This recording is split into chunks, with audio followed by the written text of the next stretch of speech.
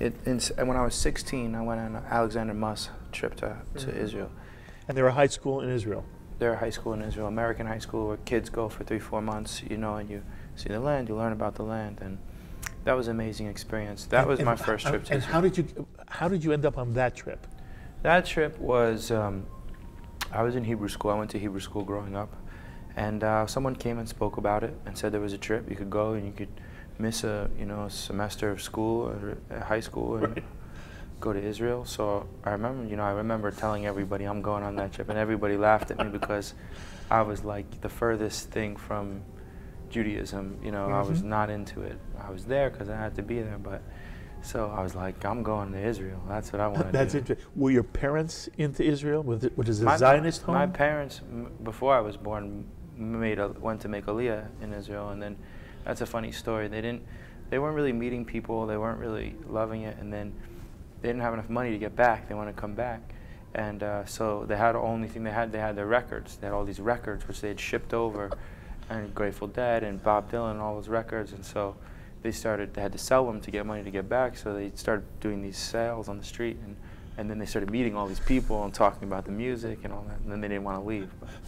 they did. They came back, and I grew up in New York. So, so I went to Israel. I got, I really think it started, really for me that summer. I was 16. I went on like a wilderness expedition type trip, and that was like the first time I think being solitary in nature, being alone in the wilderness, and that really started to open up a sort of like a gap, a hole inside of me that I felt maybe for the first time, or I started feeling this, I wouldn't call it God. When you think of, having an interaction with God, you think of something like filling you. This was more the opposite. It was sort of like a gaping hole, and that was the first time I remember feeling that and wanting to fill that hole with God, with prayer, or with the idea that I was not alone, that actually there was a partner in life for me and someone watching over me. So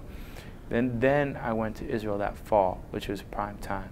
And this is a time for me musically. I'm really getting into Bob Marley and all of that, and I have the dreadlocks and the counterculture and all of that. So I was into that, and then Israel was sort of like this split for me. It was like I could go either way, I mean, at that point, it was so true because there was girls. It was the first time away from home, and you're in a dorm, and there's tons of girls, and you can smoke cigarettes there, no problem. You can drink. Well, you weren't supposed to, but you could go and drink. And what about drugs? Drugs at that point were harder to get in Israel. Okay. It was much easier to get drugs in the States at that point.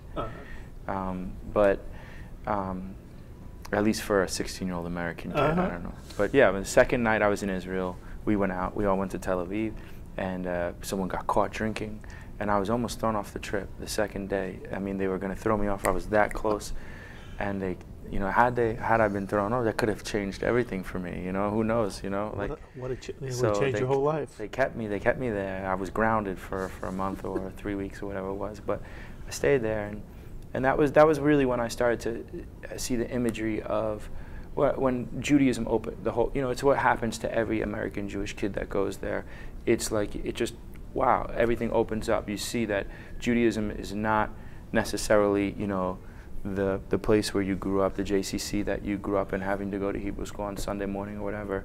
That Judaism is taxi drivers, and it's a whole country, and it's and the old city, and it's everything. And so I started seeing all this spiritual imagery there, and as I was writing, was writing rhymes and raps and stuff. And then that was really when I started incorporating in the Jewish imagery into my lyrics and stuff like that. And because I was listening to Bob Marley and reggae music, so that was sort of my influence in terms of incorporating Old Testament lyrics into the music.